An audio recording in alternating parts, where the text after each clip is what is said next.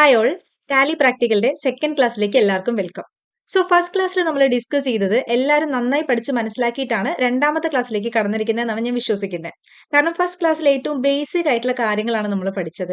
എന്താണ് ടാലി, എന്തിനു വേണ്ടിയാണ് ടാലി സോഫ്റ്റ്വെയർ ഉപയോഗിക്കുന്നത്, ആരാണ് ഉപയോഗിക്കുന്നത്, കമ്പ്യൂട്ടറൈസ്ഡ് അക്കൗണ്ടിങ്ങിൽ ടാലി സോഫ്റ്റ്വെയർ ഡൗൺലോഡ് ചെയ്യാനുള്ള പാത്ത് എങ്ങനെയാണ് ഗൂഗിളിൽ നിന്ന് നമ്മളത് ഡൗൺലോഡ് ചെയ്ത് ഇൻസ്റ്റാൾ ചെയ്ത് അതിന്റെ കോൺഫിഗറേഷൻസ് കുറച്ച് കാര്യങ്ങളൊക്കെ സെറ്റ് ചെയ്ത് അത് നമ്മുടെ സിസ്റ്റത്തിലേക്ക് കൊണ്ടുവരുന്നത് എന്നുള്ള കാര്യങ്ങളാണ് ഫസ്റ്റ് ക്ലാസ്സിൽ നമ്മൾ ഡീറ്റെയിൽഡ് ആയിട്ട് പറഞ്ഞത്. സോ അതെല്ലാവരും ക്ലിയർ ആക്കി നമ്മുടെ സിസ്റ്റത്തിൽ അത് ഇൻസ്റ്റാൾ ചെയ്ത് വെച്ചിട്ടാണ് അടുത്ത ക്ലാസ്സിലേക്ക് കടന്നിരിക്കുന്നത് എന്ന് ഞാൻ വിചാരിക്കുന്നു. അപ്പൊ നമുക്ക് ഇനി രണ്ടാമതായി പഠിക്കേണ്ടത് എങ്ങനെയാണ് ഈ ടാലി സോഫ്റ്റ്വെയറിൽ ഒരു കമ്പനി ക്രിയേറ്റ് ചെയ്യുക. ഫസ്റ്റ് ക്ലാസ് തന്നെ ഞാൻ പറഞ്ഞിരുന്നു, ഒരു കമ്പനി ഒരുപാട് കാലം വർക്ക് ചെയ്തുകൊണ്ടിരിക്കുന്ന ഒരു കമ്പനിയിൽ പുതിയതായി നിങ്ങൾ ജോയിൻ ചെയ്യുവാണെങ്കിൽ, ഒരു അക്കൗണ്ടന്റ് ആയി നിങ്ങൾ പുതിയതായി ജോയിൻ ചെയ്യുവാണെങ്കിൽ നിങ്ങൾക്ക് അവിടുത്തെ കമ്പനി ക്രിയേറ്റ് ചെയ്യേണ്ട ആവശ്യം വരുന്നില്ല എന്ന്. കാരണം അവർ ഓൾറെഡി ആ കമ്പനി ആ സോഫ്റ്റ്വെയറിൽ ക്രിയേറ്റ് ചെയ്ത് അതിലുള്ള എല്ലാ ബില്ലുകളും കാര്യങ്ങളും ഡെയിലി റെക്കോർഡ് ചെയ്ത് നിങ്ങൾ ജോയിൻ ചെയ്യുന്ന ദിവസം തൊട്ടിട്ടുള്ള ഡാറ്റാസ് അല്ലെങ്കിൽ അത് തൊട്ടുള്ള ട്രാൻസാക്ഷൻസ് മാത്രമേ നിങ്ങളോട് എൻ്റർ ചെയ്യാൻ പറയുള്ളൂ. പക്ഷെ നിങ്ങൾ ഒരു പുതിയ കമ്പനി തുടങ്ങി ആ കമ്പനിയിൽ ആദ്യമായിട്ട് ഒരു അക്കൗണ്ടന്റ് പോസ്റ്റിലേക്ക് കിടക്കുകയാണെങ്കിൽ ആ കമ്പനിയിലുള്ള ആർക്കും ടാലിയെ പറ്റി അധികമൊന്നും അറിയില്ലെങ്കിൽ നിങ്ങളാണ് ടാലി പഠിച്ച് ചെല്ലുന്ന ആള്. അപ്പൊ ടാലി സോഫ്റ്റ്വെയർ ഇൻസ്റ്റാൾ ചെയ്യാനും പുതിയതായി കമ്പനി ക്രിയേറ്റ് ചെയ്യുകയും ചെയ്യേണ്ടത് നിങ്ങളുടെ ഉത്തരവാദിത്തമാണ്. ഇത് മാത്രമല്ല, നിങ്ങൾ സ്വന്തമായി ഒരു ബിസിനസ് തുടങ്ങുകയാണെങ്കിലോ ആ ബിസിനസ് തുടങ്ങി ആ ബിസിനസ്സിലെ എല്ലാ കണക്ക് വിവരങ്ങളും ഈ ടാലി സോഫ്റ്റ്വെയറിലാണ് എൻ്റർ ചെയ്യാൻ നിങ്ങൾ ആഗ്രഹിക്കുന്നത്. അതായത് ഒരു ഫൈനാൻഷ്യൽ ഇയറുടെ എൻഡിൽ ആ കമ്പനിക്ക് ലാഭമാണോ നഷ്ടമാണോ എന്ന് അറിയാൻ ആ കമ്പനിയുടെ കണക്ക് വിവരങ്ങളൊക്കെ നിങ്ങൾ എന്തായാലും എഴുതി വെക്കണം. ആ എഴുതി വെക്കുന്നതിന് പകരമാണ് നമ്മൾ കമ്പ്യൂട്ടറൈസ്ഡ് ആയിട്ട് ഈ ടാലി സോഫ്റ്റ്വെയർ ഇൻസ്റ്റാൾ ചെയ്ത് ഇതിനകത്ത് എൻ്റർ ചെയ്യുന്നത്. ഇതിനകത്ത് എല്ലാ ട്രാൻസാക്ഷൻസും എൻ്റർ ചെയ്യുമ്പോൾ എക്സ്പെൻസും ഇൻകം ഒക്കെ വേർതിരിച്ച് അവസാനം പ്രോഫിറ്റ് ആണോ ലോസ് ആണോ എന്നുള്ളത് നമ്മുടെ സിസ്റ്റം തന്നെ നമുക്ക് പറഞ്ഞു തരും.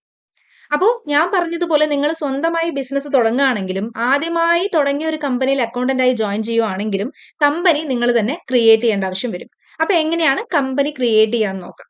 സോ ഫസ്റ്റ് ക്ലാസ്സിൽ നമ്മൾ പറഞ്ഞു നിർത്തിയത് ഈ ഒരു സ്ക്രീനോട് കൂടിയാണ് അല്ലെ. ടാലി ഇൻസ്റ്റാൾ ചെയ്തതിന് ശേഷം ഈ ഒരു സ്ക്രീൻ വെച്ചിട്ടാണ് നമ്മൾ കഴിഞ്ഞ ക്ലാസ്സിൽ ക്ലോസ് ചെയ്തത്. അപ്പൊ ഇൻസ്റ്റാൾ ചെയ്തതിന് ശേഷം പുതിയതായ ഒരു കമ്പനി എങ്ങനെ ക്രിയേറ്റ് ചെയ്ത് തുടങ്ങാം എന്നത് പഠിക്കാം. ഈ സ്ക്രീനിൽ ഇപ്പൊ നിങ്ങൾക്ക് കാണാൻ പറ്റും ഏറ്റവും മുകളിലായിട്ട് സെലക്ട് കമ്പനി എന്നൊരു ഓപ്ഷൻ. ഓൾറെഡി നിങ്ങളൊരു കമ്പനി ഈ സോഫ്റ്റ്വെയറിൽ ക്രിയേറ്റ് ചെയ്ത് വെച്ചതിന് ശേഷം ഒരു ദിവസം അതിനകത്ത് എല്ലാ ട്രാൻസാക്ഷൻസും നിങ്ങൾ എൻ്റർ ചെയ്തു എന്ന് കരുതുക. പിറ്റേ ദിവസം ആ കമ്പനി തന്നെ ഓപ്പൺ ചെയ്ത് നിങ്ങൾക്ക് ബാക്കി ട്രാൻസാക്ഷൻസ് എൻ്റർ ചെയ്യണമെങ്കിൽ അവിടെ ഈ കമ്പനി സെലക്ട് ചെയ്ത് കൊടുക്കാനുള്ള ഓപ്ഷനാണ് ഏറ്റവും മുകളിലായിട്ട് കാണുന്നത്. ഇപ്പൊ നമ്മൾ നിലവിൽ വേറെ കമ്പനീസ് ഒന്നും ക്രിയേറ്റ് ചെയ്തിട്ടില്ല. അപ്പൊ പുതിയതായ ഒരു കമ്പനി ക്രിയേറ്റ് ചെയ്യാണ് വേണ്ടത് എന്ന് പറയുമ്പോൾ നമുക്ക് യൂസ് ചെയ്യാനുള്ള ഓപ്ഷൻ ആണ് ദാ ഇവിടെ കാണുന്ന ക്രിയേറ്റ് കമ്പനി എന്നുള്ള ഓപ്ഷൻ. ഇതിന് താഴെ select remote company, specify path, select from drive, അങ്ങനെ കുറെ ഓപ്ഷൻസ് ഉണ്ട്. ഇപ്പൊ തൽക്കാലം നമുക്ക് അതിന്റെ ഒന്നും ആവശ്യം വരുന്നില്ല. അതായത് റിമോട്ട് കമ്പനി സെലക്ട് ചെയ്യാനും നമ്മൾ ഏത് പാത്തിലാണ് ആ കമ്പനി സേവ് ചെയ്യാൻ ഉദ്ദേശിക്കുന്നത് അല്ലെങ്കിൽ അതിന്റെ ഡാറ്റാസും കാര്യങ്ങളൊക്കെ റീസ്റ്റോർ ചെയ്യാൻ വേണ്ടിയിട്ട് കൊടുക്കേണ്ട പാത്ത് ഏതാണ്, അല്ലെങ്കിൽ ഓൾറെഡി നമ്മൾ സേവ് ചെയ്ത് വെച്ചിട്ടുണ്ട് ഒരു ഡാറ്റ ഇന്ന ഡ്രൈവിൽ കമ്പ്യൂട്ടറിൽ എന്നുണ്ടെങ്കിൽ അത് ആണ് നമുക്ക് സെലക്ട് ചെയ്തെടുക്കേണ്ടത് എന്നൊക്കെ പറയുമ്പോൾ ഓപ്ഷൻസ് ആണ്. കൂടുതൽ കൺഫ്യൂഷൻ ആവേണ്ട കാര്യമില്ല. നമുക്ക് ആദ്യം പഠിക്കേണ്ടത് കമ്പനി ക്രിയേഷൻ ആയതുകൊണ്ട് തന്നെ ക്രിയേറ്റ് കമ്പനി എന്നുള്ള ഓപ്ഷനിൽ നമുക്ക് ക്ലിക്ക് ചെയ്യാം. ഒന്നുകിൽ നിങ്ങൾക്ക് നമ്മുടെ കീബോർഡിലുള്ള എൻ്റർ കീ യൂസ് ചെയ്യാം, അതല്ലെങ്കിൽ ഞാൻ ഇപ്പൊ ചെയ്തതുപോലെ കേഴ്സർ യൂസ് ചെയ്ത് അതിനകത്ത് ക്ലിക്ക് ചെയ്യാം. ഇവിടെയാണ് കമ്പനി ക്രിയേറ്റ് ചെയ്യാനുള്ള സ്ക്രീന്. ഓക്കെ, കമ്പനി ക്രിയേഷൻ എന്ന് ഇവിടെ ലെഫ്റ്റ് സൈഡ് മുകളിലായിട്ട് നിങ്ങൾക്ക് കാണാൻ പറ്റും. അപ്പൊ കമ്പനി ക്രിയേറ്റ് ചെയ്യാനുള്ള ഒരു സ്ക്രീനാണിത്. ഇപ്പൊ നമ്മള് സെലക്ട് കമ്പനിയുടെ താഴെയുള്ള ക്രിയേറ്റ് കമ്പനി എന്നുള്ള ഓപ്ഷൻ എടുത്തിട്ടാണ് വന്നത്. അതല്ലാതെ നമുക്ക് വേറെ ഷോർട്ട് കട്ട് യൂസ് ചെയ്ത് ഈ കമ്പനി ക്രിയേറ്റ് ചെയ്യാം. ടാബിൽ പോയിട്ട് നമുക്ക് കമ്പനീസ് ക്രിയേറ്റ് ചെയ്യാം. അതിലേക്ക് നമുക്ക് വരാം. അതിന് മുന്നേ ആയിട്ട് ഈ ഒരു ഓപ്ഷനിൽ എങ്ങനെ ചെയ്തു പോവാന്ന് പഠിക്കാം. സോ ഏറ്റവും മുകളിൽ ലെഫ്റ്റ് സൈഡ് നിങ്ങൾക്ക് കമ്പനി ക്രിയേഷൻ എന്നുള്ള സബ് ഹെഡിങ് കാണാനായിട്ട് സാധിക്കും.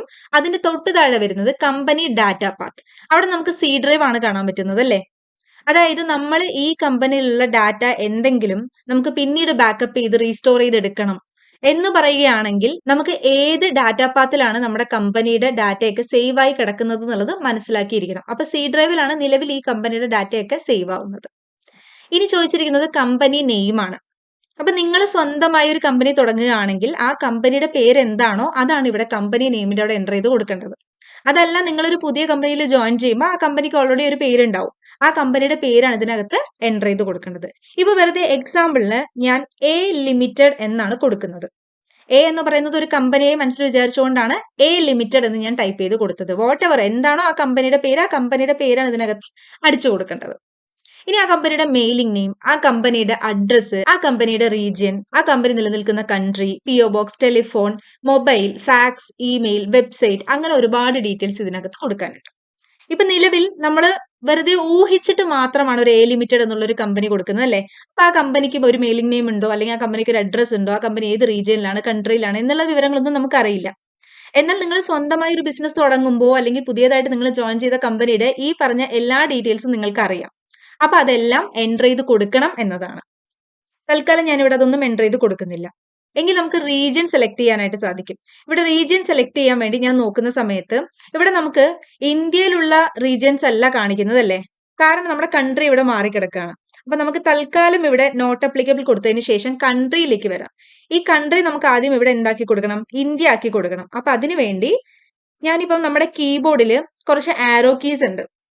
ആരോ കീസ് എന്ന് പറഞ്ഞു കഴിഞ്ഞാൽ ഡൗൺ ആരോ, അപ്പ് ആരോ, ലെഫ്റ്റ് ആരോ, റൈറ്റ് ആരോ. അതിൽ മുകളിലേക്കുള്ള ആരോയിൽ ക്ലിക്ക് ചെയ്യുമ്പോഴാണ് ഇങ്ങനെ തൊട്ട് മുകളിലോട്ട് പോകുന്നത്. അതല്ല നമുക്ക് കേഴ്സർ യൂസ് ചെയ്തിട്ടും സെലക്ട് ചെയ്യാം. നിങ്ങളുടെ കൺവീനിയന്റ് അനുസരിച്ച് നിങ്ങൾക്ക് എങ്ങനെയാണ് ഈസി ആയിട്ട് തോന്നുന്നത് അതിനനുസരിച്ച് ഉപയോഗിച്ചോളൂ. ഞാനിവിടെ ഇന്ത്യ സെലക്ട് ചെയ്യണം. എങ്ങനെയാണ് ഇന്ത്യ സെലക്ട് ചെയ്യേണ്ടതെന്ന് ചോദിച്ചാൽ ഒന്നുകിൽ നമുക്ക് അതിൽ ഡബിൾ ക്ലിക്ക് ചെയ്യാം, അതല്ലെങ്കിൽ എൻ്റർ അടിച്ചു കൊടുക്കാം. അങ്ങനെ ഇന്ത്യ സെലക്ട് ആയി. പിന്നെ ഞാൻ നേരത്തെ പറഞ്ഞ പോലെ പിൻകോഡും ടെലിഫോണും മൊബൈൽ നമ്പറും ഒന്നും നമുക്ക് ഫേക്ക് ആയിട്ട് ഇപ്പോൾ അടിച്ചു കൊടുക്കേണ്ട ആവശ്യമില്ല. ദെൻ തൊട്ട് മുകളിലേക്ക് നമുക്ക് പോയി നമ്മൾ ഓൾറെഡി ഇന്ത്യ സെലക്ട് ചെയ്ത് വെച്ചതുകൊണ്ട് അപ്പ് ആരോ കൊടുക്കുമ്പോൾ അത് സെലക്ട് ആവുകയാണ്. സോ കേഴ്സർ യൂസ് ചെയ്തിട്ട് ജസ്റ്റ് സ്റ്റേറ്റിന്റെ അവിടെ ഒന്ന് ക്ലിക്ക് ചെയ്ത് കൊടുക്കാം. അവിടെ നമുക്ക് ഡൗൺ ആരോ യൂസ് ചെയ്ത് താഴേക്ക് വരാം. അതല്ലെങ്കിൽ ഞാൻ നേരത്തെ പറഞ്ഞതുപോലെ കേഴ്സർ യൂസ് ചെയ്ത് ക്ലിക്ക് ചെയ്തിട്ട് എന്ത് ചെയ്യാം? കേരള എന്നുള്ള ഓപ്ഷൻ ഇവിടെ സെലക്ട് ചെയ്ത് കൊടുക്കാം. അപ്പൊ കമ്പനിയുടെ ഈ ഒരു ഡീറ്റെയിൽ മാത്രമേ ഞാൻ അതിനകത്ത് കൊടുക്കുന്നുള്ളൂ. കമ്പനിയുടെ പേര്, കമ്പനി ഏത് സ്റ്റേറ്റിലാണ്, കമ്പനി ഏത് കൺട്രിയിലാണെന്നുള്ളതൊക്കെയാണ് ഞാൻ കൊടുക്കുന്നത്. കാരണം നമ്മുടെ ടാക്സും കാര്യങ്ങളൊക്കെ എൻ്റർ ചെയ്യുമ്പോൾ അതിനനുസരിച്ചിട്ടാണ് വരുന്നുണ്ടാവുക. അതുകൊണ്ടാണ് ഞാൻ ഇത് മാത്രം സെലക്ട് ചെയ്ത് കൊടുത്തത് കേട്ടോ. അപ്പൊ ബാക്കിയുള്ള കാര്യങ്ങളൊന്നും നമുക്ക് ആവശ്യമില്ലാതെ ഫേക്ക് ആയിട്ട് എൻ്റർ ചെയ്ത് കൊടുക്കണ്ടെന്ന് കരുതി മാത്രം എൻ്റർ ചെയ്യാത്തതാണ്. ഞാൻ പറഞ്ഞതുപോലെ ഇത് ആവശ്യമില്ല എന്നല്ല, ഒരു കമ്പനി ക്രിയേറ്റ് ചെയ്യുമ്പോൾ ആ കമ്പനിയുടെ എല്ലാ ഡീറ്റെയിൽസും അടിച്ചു കൊടുക്കേണ്ടതാണ്. ഇനി നമുക്ക് നോക്കേണ്ടത് ഇവിടെ ബേസ് കറൻസി സിമ്പിൾ. അപ്പൊ നമുക്കറിയാം ഓരോ കൺട്രിയിലും കറൻസിയുടെ സിമ്പിൾ ഡിഫറെന്റ് ആയിരിക്കും അല്ലേ? അപ്പൊ നമ്മുടെ ഇന്ത്യയെ സംബന്ധിച്ച് നമുക്ക് റുപ്പീസ് എന്നുള്ള ബേസ് കറൻസി സിമ്പിൾ ആണ് ഇവിടെ കൊടുക്കേണ്ടത്. ദെൻ ആ ബേസ് കറൻസി സിമ്പിളിന്റെ തന്നെ ഫോർമൽ നെയിം എന്താണ്? INR എന്നാണ് നമുക്ക് ഇന്ത്യൻ റുപ്പിയുടെ കൊടുക്കുന്നത് അല്ലേ? ഇനി നമ്മൾ നോക്കേണ്ട മെയിൻ ആയിട്ടുള്ള ഒരു കാര്യം എന്ന് പറയുന്നത് റൈറ്റ് സൈഡ് വരുന്ന രണ്ട് ഓപ്ഷൻസ് ആണ്. Financial year beginning from, books beginning from. Financial year start ചെയ്യുമ്പോൾ തന്നെയാണ് നമ്മുടെ ബുക്സ് ബിഗിൻ ചെയ്യുന്നത് അല്ലേ ഒരു കമ്പനിയിൽ. പക്ഷെ ആ ഫൈനാൻഷ്യൽ ഇയർ എപ്പോൾ തൊട്ട് എപ്പോൾ വരെയാണെന്നുള്ളതാണ് മനസ്സിലാക്കേണ്ടത്. സാധാരണ ഒരു വർഷം നമുക്ക് തുടങ്ങുന്നത് നമ്മുടെ ന്യൂ ഇയർ എന്ന് പറയുന്നത് January 1st ആണ് അല്ലേ? ഇയർ എൻഡിംഗ് എന്ന് പറയുന്നതോ December 31st. ഈ ജാനുവരി ടു ഡിസംബർ എന്ന് പറയുന്നത് നമ്മൾ ഒരു വർഷമായിട്ട് കണക്കാക്കുമെങ്കിലും ഒരു കമ്പനിയെ സംബന്ധിച്ച് ആ കമ്പനിക്ക് ഒരു ഇയർ അല്ലെങ്കിൽ ഒരു ഫൈനാൻഷ്യൽ ഇയർ എന്ന് പറയുന്നത് April 1st തൊട്ട് March 31st വരെയാണ്. April 1st തൊട്ട് March 31st വരെ എന്ന് പറയുമ്പോൾ 2025 നമുക്കൊരു വർഷം സ്റ്റാർട്ട് ചെയ്യുന്നത് ജാനുവരിയിലാണ്. പക്ഷെ ഒരു കമ്പനിയെ സംബന്ധിച്ച് 2025 ആ വർഷം അല്ലെങ്കിൽ ആ ഫൈനാൻഷ്യൽ ഇയർ സ്റ്റാർട്ട് ചെയ്യുന്നത് April 1-നാണ്. എന്നിട്ട് 2026 March 31st അതവിടെ എൻഡ് ആവുന്നത്. ക്ലിയർ ആയോ? അപ്പൊ ആ ഫൈനാൻഷ്യൽ ഇയർ സ്റ്റാർട്ട് ചെയ്യുന്നതും ബുക്സ് ബിഗിൻ ചെയ്യുന്നതും ആയിട്ടുള്ള ഇയറും ഡേറ്റും മന്തും ഇവിടെ ഇപ്പൊ കറക്റ്റ് ആയിട്ട് എൻ്റർ ചെയ്ത് വന്നിട്ടുണ്ട്. ഇത്രയും കാര്യങ്ങളാണ് മെയിൻ ആയിട്ട് നമുക്കൊരു കമ്പനി ക്രിയേറ്റ് ചെയ്യുമ്പോൾ ശ്രദ്ധിക്കേണ്ടത്. ദെൻ നമുക്കിതൊന്ന് ജസ്റ്റ് സേവ് ചെയ്ത് കൊടുക്കാം. ഇപ്പൊ ഞാനിത് സേവ് ചെയ്തത് നിങ്ങൾ വിചാരിക്കും എങ്ങനെയാണ് അപ്പൊ സേവ് ആയിട്ടുണ്ടാവുക? ഒന്നുകിൽ നമുക്ക് എൻ്റർ അടിച്ച് താഴേക്ക് വന്നിട്ട് ആക്സെപ്റ്റ് ചെയ്ത് സേവ് ചെയ്ത് കൊടുക്കാം. അതല്ലാതെ മറ്റൊരു ഷോർട്ട് കട്ട് കീ ഉണ്ട്, Ctrl+A. നോട്ട് ചെയ്ത് വെച്ചേക്കുക. Ctrl+A പ്രസ് ചെയ്തതുകൊണ്ടാണ് എനിക്കിപ്പോ ഇത് അവിടെ നിന്ന് സേവ് ആയത്. അത് സേവ് ആയപ്പോ ഇങ്ങനെ ഒരു നോട്ടിഫിക്കേഷൻ ഇവിടെ വന്നു, കമ്പനി ക്രിയേറ്റഡ് സക്സസ്ഫുള്ളി എന്ന് പറയുന്നുണ്ട്. ദെൻ അതിന്റെ തൊട്ട് താഴെ തന്നെ ബ്രേക്കറ്റിൽ എന്താ പറഞ്ഞിരിക്കുന്നത്? Enable the features as per your business needs. നമ്മുടെ ബിസിനസ്സിന് ആവശ്യമുള്ള ഫീച്ചേഴ്സ് മാത്രം എനേബിൾ ചെയ്ത് കൊടുക്കുക എന്നുള്ളതാണ്. അപ്പൊ നമ്മുടെ കമ്പനിയുടെ നെയിം ലെഫ്റ്റ് സൈഡ് ആയിട്ട് കാണിക്കുന്നുണ്ട്, കമ്പനി A ലിമിറ്റഡ്. ദെൻ അതിന്റെ താഴെ ഷോ മോർ ഫീച്ചേഴ്സ് എന്നുള്ള ഒരു ഓപ്ഷൻ ഉണ്ട്. അത് തൽക്കാലം നോ ആയി കിടക്കുകയാണ്. നമുക്ക് ഇതൊക്കെ ഒന്ന് നോക്കിയതിന് ശേഷം അത് എസ് ആക്കി കൊടുത്താൽ എന്താണ് മാറ്റം വരുന്നത് എന്നുള്ളത് നോക്കാം. ഇപ്പൊ നോ എന്ന നിലവിലിരിക്കെ വന്നിരിക്കുന്ന ഫീച്ചേഴ്സ് അതിന് തന്നെ സെപ്പറേറ്റ് സബ് ഹെഡിങ്സ് വന്നിട്ടുണ്ട് അല്ലേ? അക്കൗണ്ടിംഗ് എന്ന് പറയുന്ന സബ് ഹെഡിങ്ങിന്റെ അണ്ടറിൽ 2 ഫീച്ചേഴ്സ് ആണ്. ഇൻവെന്ററി എന്ന് പറയുന്ന സബ് ഹെഡിങ്ങിന്റെ അണ്ടറിൽ 2 ഫീച്ചേഴ്സ് ആണ്. ടാക്സേഷൻ എന്ന് പറയുന്ന സബ് ഹെഡിങ്ങിന്റെ അണ്ടറിൽ 3 ഫീച്ചേഴ്സും വന്നിട്ടുണ്ട്. അക്കൗണ്ടിംഗ് എന്ന് പറയുന്ന സബ് ഹെഡിങ്ങിന്റെ അണ്ടറിലുള്ള ആദ്യത്തെ ഫീച്ചർ മെയിൻറ്റെയിൻ അക്കൗണ്ട്സ്. തൽക്കാലം ഇവിടെ അത് എസ് ആയിട്ട് ഡീഫോൾട്ട് ആയിട്ട് തന്നെ വന്നിരിക്കുകയാണ് അല്ലെ? ഡീഫോൾട്ട് ആയിട്ട് എന്ന് വെച്ചാൽ നമ്മൾ സെറ്റ് ചെയ്യാതെ ഓട്ടോമാറ്റിക്കലി വന്നിരിക്കുകയാണ്. Then enable bill wise entry, maintain inventory, integrate accounts with inventory, enable GST, set or alter company GST rate and other details, enable TDS, ഇങ്ങനെയുള്ള ഓപ്ഷൻസ് ഒക്കെ. അപ്പൊ നേരത്തെ ഇവിടെ ഈ ബ്രേക്കറ്റിൽ പറഞ്ഞിട്ടുള്ള ഒരു കാര്യമുണ്ടല്ലോ, enable the features as per your business needs, അത് പറഞ്ഞിരിക്കുന്നത് കറക്റ്റ് ആണ്. അതായത് നമ്മുടെ ബിസിനസ്സിന് എന്താണോ ആവശ്യം അത് എസ് ആക്കുകയും നമ്മുടെ കമ്പനിക്ക് ആവശ്യമില്ല എന്ന് തോന്നുന്നത് നോ ആക്കുകയും ചെയ്യണം എന്നുള്ളതാണ്. അല്ലാതെ നമുക്കൊരിക്കലും ഒരു ടാലി പഠിക്കുമ്പോൾ ഈ ഫീച്ചേഴ്സ് ഒക്കെ എസ് ആയിരിക്കണം അല്ലെങ്കിൽ ഈ ഫീച്ചേഴ്സ് ഒക്കെ നോ ആയിരിക്കണം അങ്ങനെ പറയാൻ പറ്റില്ല. കാരണം എന്താ, ഓരോ കമ്പനിക്ക് ഓരോ റൂൾസ് ആണ് വരുന്നത്. ഇപ്പം ഞാനിപ്പോ നിങ്ങളോട് പറയണം, ഞാൻ നിങ്ങൾക്ക് ഒരു ക്വസ്റ്റ്യൻ പഠിപ്പിച്ചു തരാൻ വേണ്ടി പറയുവാണ്, ഇവിടെ enable bill wise entry yes ആക്കി കൊടുക്കണം ട്ടോ എന്ന് പറയുന്നത് ആ ക്വസ്റ്റ്യന്റെ ബേസിലാണ്. ആ ക്വസ്റ്റ്യൻ എന്ന് പറയുന്നത് ഒരു ട്രാൻസാക്ഷൻ ആയിരിക്കും അല്ലെ. ഇപ്പൊ ഒരു സാധനം പർച്ചേസ് ചെയ്യുക, ഒരു സാധനം വിൽക്കുക എന്ന് വെച്ചാൽ സെയിൽസ് ചെയ്യുക, അല്ലെങ്കിൽ പർച്ചേസ് ചെയ്ത സാധനം പർച്ചേസ് റിട്ടേൺ പോവുക, അല്ലെങ്കിൽ സെയിൽസ് ചെയ്ത സാധനം സെയിൽസ് റിട്ടേൺ ആയിട്ട് വരിക, അങ്ങനെ വോട്ടെവർ എന്ത് ട്രാൻസാക്ഷൻസ് വന്നാലും ആ ട്രാൻസാക്ഷൻ വരുമ്പോൾ നിങ്ങൾ വർക്ക് ചെയ്യുന്ന കമ്പനിയിൽ ആ ട്രാൻസാക്ഷൻ വരുവാണെങ്കിൽ മാത്രമേ ഞാൻ പറയുന്ന ഓപ്ഷൻ നിങ്ങൾക്ക് എസും സേവും ചെയ്യാൻ പറ്റുള്ളൂ. ഇപ്പൊ ഫോർ എക്സാമ്പിൾ ഞാൻ നിങ്ങൾക്ക് TDSന്റെ ഒരു ക്വസ്റ്റ്യൻ പഠിപ്പിച്ചു തന്നു. അപ്പൊ ഇവിടെ എനബിൾ TDS എന്ന് പറയുന്ന ഓപ്ഷൻ എസ് ആക്കണം നിർബന്ധമായിട്ടെന്ന് ഞാൻ പറഞ്ഞു. നിങ്ങൾ പോകുന്ന കമ്പനിയിൽ TDSന്റെ ഒരു ട്രാൻസാക്ഷൻ നിങ്ങൾക്ക് എൻ്റർ ചെയ്യേണ്ട ആവശ്യമില്ല. പക്ഷെ നിങ്ങൾക്ക് പഠിപ്പിച്ചു തന്നു എന്നുള്ള ബേസിൽ TDS ഇവിടെ എസ് ആക്കണം എന്ന് പറഞ്ഞാൽ ഇവിടെ എസ് ആക്കാൻ കഴിയോ? ഇല്ല. ഞാൻ പറഞ്ഞതിന്റെ അർത്ഥം മനസ്സിലായി എന്ന് വിചാരിക്കുന്നു. അപ്പൊ നമ്മുടെ ബിസിനസ്സിൽ അല്ലെങ്കിൽ നമ്മൾ വർക്ക് ചെയ്യുന്ന കമ്പനിയിൽ അതിന്റെ ആവശ്യങ്ങൾക്കനുസരിച്ച് മാത്രമേ നമുക്ക് ഇവിടെ എസ് ഓർ നോ തീരുമാനിക്കാനായിട്ട് പറ്റുള്ളൂ. ഓക്കെ, തൽക്കാലം ഇവിടെ ഡീഫോൾട്ട് ആയിട്ട് വന്ന കാര്യങ്ങളൊന്നും ഞാൻ ഒന്നും ചെയ്യുന്നില്ല. എന്താ കാരണം, നമ്മളിപ്പോ ക്രിയേറ്റ് ചെയ്ത കമ്പനിയിൽ നമ്മൾ ചെയ്യാൻ പോകുന്ന ട്രാൻസാക്ഷൻ അനുസരിച്ച് നമുക്ക് ആവശ്യമെങ്കിൽ ഇത് വീണ്ടും എടുക്കാൻ പറ്റും. അല്ലാതെ ഇപ്പൊ ഇവിടുന്ന് പോയി കഴിഞ്ഞാൽ ഇപ്പൊ തന്നെ എസ് ആക്കണം നോ ആക്കണം എന്നില്ല, നമുക്കിത് വീണ്ടും എടുക്കാനായിട്ട് സാധിക്കും. ഇനി നമ്മൾ നോക്കേണ്ടത് ഷോ മോർ ഫീച്ചേഴ്സിൽ ആദ്യം നോ ആണെന്ന് പറഞ്ഞു. അപ്പൊ ഇവിടെ നമുക്ക് ജസ്റ്റ് ഒന്ന് ക്ലിക്ക് ചെയ്താൽ ഇവിടെ നോ ഓർ യെസ് വരും. അതിൽ എസ്സിൽ ഒന്ന് ക്ലിക്ക് ചെയ്ത് കൊടുക്കാം. അപ്പൊ ഞാൻ പറഞ്ഞ പോലെ ആ എസ്സിൽ ഒന്നുകിൽ നിങ്ങൾക്ക് എൻ്റർ അടിക്കാം അല്ലെങ്കിൽ ഡബിൾ ക്ലിക്ക് ചെയ്ത് കൊടുക്കാം കേട്ടോ. അപ്പൊ നോക്കൂ, കൂടുതൽ ഫീച്ചേഴ്സ് കാണിച്ചപ്പോ ഒരുപാട് എക്സ്ട്രാ ഓപ്ഷൻസ് വന്നു. നേരത്തെ അക്കൗണ്ടിങ്ങിന്റെ താഴെ 2 ഓപ്ഷനേ ഉണ്ടായിരുന്നുള്ളൂ, മെയിൻറ്റെയിൻ അക്കൗണ്ട്സും എനബിൾ ബിൽ വൈസ് എൻട്രി മാത്രമേ ഉണ്ടായിരുന്നുള്ളൂ. ഇപ്പോൾ എനബിൾ കോസ്റ്റ് സെന്റേഴ്സ് എന്ന് പറയുന്ന ഒരു ഓപ്ഷൻ വന്നു. അതൊക്കെ എന്തിനാ ഉപയോഗിക്കുന്നത് എന്നുള്ളത് നമുക്ക് പിന്നീട് വരാം. പിന്നീട് ഇൻവെന്ററി, അതിലാകെ 2-3 ഓപ്ഷനേ ഉണ്ടായിരുന്നുള്ളൂ. ഇപ്പം ഒരുപാട് ഓപ്ഷൻസ് വന്നു. ടാക്സേഷൻ എക്സ്ട്രാ 2 സബ് ഹെഡിങ് കൂടെ വന്നിട്ടുണ്ട്. അതേഴ്സ്, ഓൺലൈൻ ആക്സസ് അല്ലെ, ഇതൊന്നും നേരത്തെ ഉണ്ടായിരുന്നില്ല. അപ്പം ഇത്രയും ഓപ്ഷൻസ് ഇതിനകത്തുണ്ട്. ദെൻ ഇവിടെ ഷോ ഓൾ ഫീച്ചേഴ്സ് എന്ന് പറയുന്ന ഒരു ഓപ്ഷനും കൂടെ വന്നിട്ടുണ്ട്. അത് നമുക്ക് എന്താക്കി കൊടുക്കാം, എസ് ആക്കി കൊടുക്കാം. അപ്പൊ കുറച്ചുകൂടെ കൂടുതൽ വന്നു. ഇൻവെന്ററിയിൽ മോർ വീണ്ടും ഡീറ്റെയിൽസ് വന്നു, ടാക്സേഷനിൽ മോർ ഡീറ്റെയിൽസ് വന്നു, പിന്നെ ബാക്കി പേറോൾ എന്ന് പറയുന്ന ഒരു എക്സ്ട്രാ ഓപ്ഷനും കൂടെ റൈറ്റ് സൈഡ് ആയിട്ട് വന്ന് കിടക്കുന്നുണ്ട്. ഓക്കെ, അപ്പൊ ഇത്രയും ഫീച്ചേഴ്സ് ടാലി ഉണ്ട്. അതുകൊണ്ടാണ് ടാലി യൂസർ ഫ്രണ്ട്ലി ആണ് അല്ലെങ്കിൽ ഫ്ലെക്സിബിൾ ആണ് എന്നൊക്കെ പറയുന്നത്. നമുക്ക് ആവശ്യമുള്ളപ്പോൾ ആ ഓപ്ഷൻസ് എനബിൾ ചെയ്യാനും അതല്ലാത്തപ്പോൾ ഡിസബിൾ ചെയ്യാനുള്ള എല്ലാ ഓപ്ഷൻസും ടാലി സോഫ്റ്റ്വെയറിന്റെ അകത്തുണ്ട്. ഓക്കെ, അപ്പൊ ഞാൻ നേരത്തെ പറഞ്ഞതുപോലെ നമുക്ക് ഷോർട്ട് കട്ട് കീ യൂസ് ചെയ്ത് Ctrl+A അടിച്ച് ഈ ഒരു സ്ക്രീൻ സേവ് ചെയ്യാം. ആ ഒരു സ്ക്രീൻ സേവ് ചെയ്തതിന് ശേഷം നമുക്ക് വന്നിരിക്കുന്ന സ്ക്രീൻ നിങ്ങൾക്ക് വിസിബിൾ ആണ് അല്ലേ. ഈ ഒരു സ്ക്രീനിനെയാണ് ഗേറ്റ് വേ ഓഫ് ടാലി എന്ന് പറയുന്നത്. ടാലി സോഫ്റ്റ്വെയറിലേക്കുള്ള ഗേറ്റ് വേ ആണ്.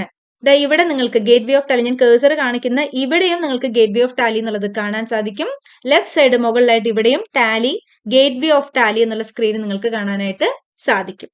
ഓക്കെ, ഈ ഗേറ്റ് വേ ഓഫ് ടാലിയിൽ നിന്നാണ് നമുക്ക് ചെയ്യേണ്ട ഓരോ ട്രാൻസാക്ഷനും എന്തൊക്കെ ക്രിയേറ്റ് ചെയ്യണം, ഫസ്റ്റ് സ്റ്റാർട്ടിങ് തൊട്ടിട്ട് എന്തൊക്കെ ക്രിയേറ്റ് ചെയ്യണം, എങ്ങനെയൊക്കെ നമുക്ക് അതിനെ ഓൾട്ടർ ചെയ്യാൻ പറ്റും, എങ്ങനെ ഡിലീറ്റ് ചെയ്യാൻ പറ്റും, എങ്ങനെയാണ് അതിനെയൊക്കെ നമുക്ക് ഓരോ വൗച്ചറുകളിലും ട്രാൻസാക്ഷൻ ആയി കാണാൻ പറ്റുക, ഓരോ ട്രാൻസാക്ഷനും എൻ്റർ ചെയ്തതിനു ശേഷം അതിന്റെ റിപ്പോർട്ടുകൾ എങ്ങനെയാണ് കാണാൻ പറ്റുക, ഏതൊക്കെ എക്സ്പെൻസസ് ആണ്, ഏതൊക്കെ ഇൻകം ആണ്, അപ്പൊ നമുക്ക് എത്ര രൂപ ലാഭം വന്നു, എത്ര രൂപ നഷ്ടം വന്നു എന്നതൊക്കെ കാണാനായിട്ട് നമുക്ക് ഈ ഗേറ്റ് വേ ഓഫ് ടാലിയുടെ അകത്ത് നിന്ന് മാത്രമേ ചെയ്യാനായിട്ട് സാധിക്കുള്ളൂ. അപ്പൊ ഈ ഗേറ്റ് വേ ഓഫ് ടാലിയെ പറ്റിയും ഇതിനകത്തുള്ള ഓപ്ഷൻസിനെ പറ്റിയൊക്കെ നമുക്ക് അടുത്ത ക്ലാസ്സിൽ പഠിക്കാം. ഈ ഒരു ക്ലാസ്സിൽ നിങ്ങൾ മനസ്സിലാക്കേണ്ടത് കമ്പനി ക്രിയേഷനും കമ്പനി ക്രിയേഷന്റെ ഭാഗവുമായിട്ടുള്ള കാര്യങ്ങൾ മാത്രമാണ്. അപ്പൊ ഫസ്റ്റ് ക്ലാസ് നോക്കുകയാണെങ്കിൽ എന്താണ് ടാലി, എന്താണ് ടാലിയുടെ ഫീച്ചേഴ്സ്, ടാലി എന്തിനാണ് ഉപയോഗിക്കുന്നത്, ഫസ്റ്റ് ക്ലാസ്സിൽ തന്നെ രണ്ടാമത്തെ പോർഷൻ ആയിട്ട് ടാലി എങ്ങനെ ഡൗൺലോഡ് ചെയ്യാം, ഗൂഗിളിൽ പോയി നമുക്ക് ഏത് സൈറ്റിൽ നിന്ന് എങ്ങനെ പുതിയ വേർഷൻ ഡൗൺലോഡ് ചെയ്യാം, ആ ഡൗൺലോഡ് ചെയ്ത സെറ്റപ്പ് ഫയൽ എങ്ങനെ നമുക്ക് ഇൻസ്റ്റാൾ ചെയ്ത് നമ്മുടെ സിസ്റ്റത്തിലേക്ക് കൊണ്ടുവരാം, ഇതാണ് ഫസ്റ്റത്തെ ക്ലാസ്സിൽ. നിങ്ങൾ ഇൻസ്റ്റാൾ ചെയ്ത് നിങ്ങളുടെ ലാപ്ടോപ്പിൽ ആ ടാലി സോഫ്റ്റ്വെയർ വന്നു കഴിഞ്ഞാൽ ഫസ്റ്റ് വരുന്ന സ്ക്രീൻ എന്താ, ക്രിയേറ്റ് കമ്പനി ആയിരിക്കും. അപ്പൊ നമ്മളൊരു പുതിയ കമ്പനി ക്രിയേറ്റ് ചെയ്ത് ആ കമ്പനി ക്രിയേറ്റ് ചെയ്യുമ്പോൾ ആ കമ്പനിയിൽ എന്തൊക്കെ ഫീച്ചേഴ്സ് വേണം, ഏതൊക്കെ എസ് ആക്കണം, ഏതൊക്കെ നോ ആക്കണം, ആ കമ്പനിയുടെ ഡീറ്റെയിൽസ് എന്തൊക്കെ എൻ്റർ ചെയ്ത് കൊടുക്കണം, ഇതെല്ലാം ചെയ്ത് നമുക്ക് എങ്ങനെ ഒരു കമ്പനി സെറ്റപ്പ് ചെയ്ത് ഈ സോഫ്റ്റ്വെയറിൽ വെക്കാം. അതിനുശേഷം ഈ കമ്പനിയിൽ എന്തൊക്കെ ലാഭം വരുന്നു, നഷ്ടം വരുന്നു, അല്ലെങ്കിൽ എന്തൊക്കെയാണ് എക്സ്പെൻസ് വരുന്നു, ഇൻകം വരുന്നു, അതൊക്കെ നെക്സ്റ്റ് സ്റ്റേജ് ആണ്. ആദ്യം നമുക്ക് സോഫ്റ്റ്വെയർ ഇൻസ്റ്റാൾ ചെയ്യണം, സോഫ്റ്റ്വെയറിൽ ഒരു കമ്പനി ക്രിയേറ്റ് ചെയ്യണം. ഇതാണ് വളരെ ബേസിക് ആയിട്ടുള്ള 2 കാര്യങ്ങൾ എന്ന് പറയുന്നത്. അതാണ് നമ്മൾ ആദ്യത്തെയും രണ്ടാമത്തെയും ക്ലാസ്സിലായിട്ട് പഠിച്ചത്. സോ മൂന്നാമത്തെ ക്ലാസ്സിൽ നമുക്ക് ഡീറ്റെയിൽഡ് ആയിട്ട് ഓരോ കമ്പനിയിൽ വരുന്ന ട്രാൻസാക്ഷൻസ് എന്തൊക്കെയാണ്, എങ്ങനെ അത് എൻറ്റർ ചെയ്ത് കൊടുക്കാം, അതിനുള്ള ഓപ്ഷൻസ് എന്തൊക്കെയാണ് എന്നുള്ളത് നോക്കാം. ഓക്കെ, സോ സെക്കൻഡ് ക്ലാസ് നിങ്ങൾക്ക് ക്ലിയർ ആയി എന്ന് വിചാരിക്കുന്നു.